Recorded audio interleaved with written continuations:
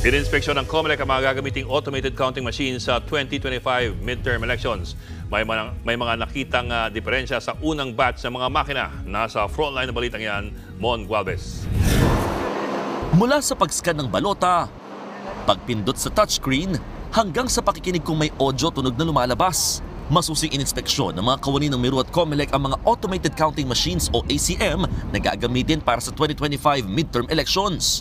Sumalang sa tinatawag na hardware acceptance test ang mga makina para matiyak na maayos ang kondisyon ng bawat ACM mula South Korea.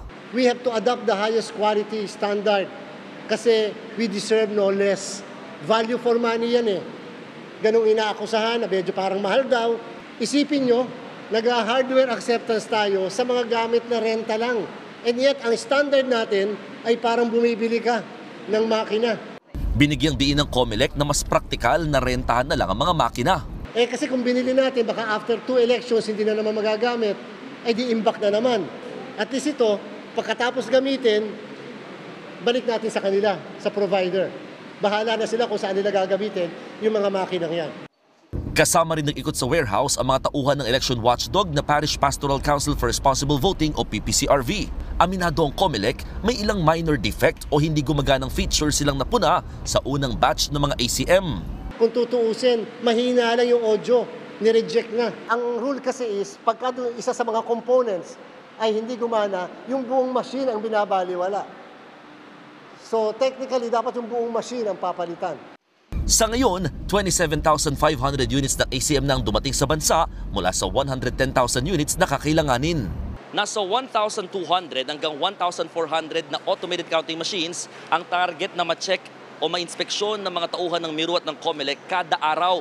Ibig sabihin, aabot ng nasa 4 hanggang 5 buwan para makumpleto nilang ma-inspeksyon ang lahat ng 110,000 units ng ACM.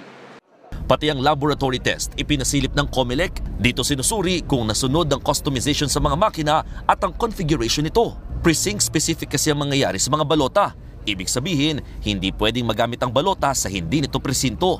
Sinisiguro rin ng ahensya na mahigpit ang seguridad para maiwasan ang dayaan. Kahit makuha nung kung sino man yan, hindi nila kayang buksan yung data. Makuha nila yung package, hindi nila kayang buksan because it's encrypted, it's digitally signed. And those data, once na na-transmit dun sa upper CCS, it gets validated kung legit. Kada probinsya na rin may repair hub sakali may papalyang ACM kumpara noon na kada rehiyon lamang. Paniniguro ng Meru, magiging glitch-free ang mga i-deliver nilang makina. When they arrive here, we also go through another round of HAT here and stress test here. So we're very confident that we're going to deliver something good for the people. Nagbabalita mula sa frontline, Mon Gualvez, News 5. Mga kapatid, Ed Lingaw po, maging maalam at may pakialam sa mga napapanahong balita sa ating bansa.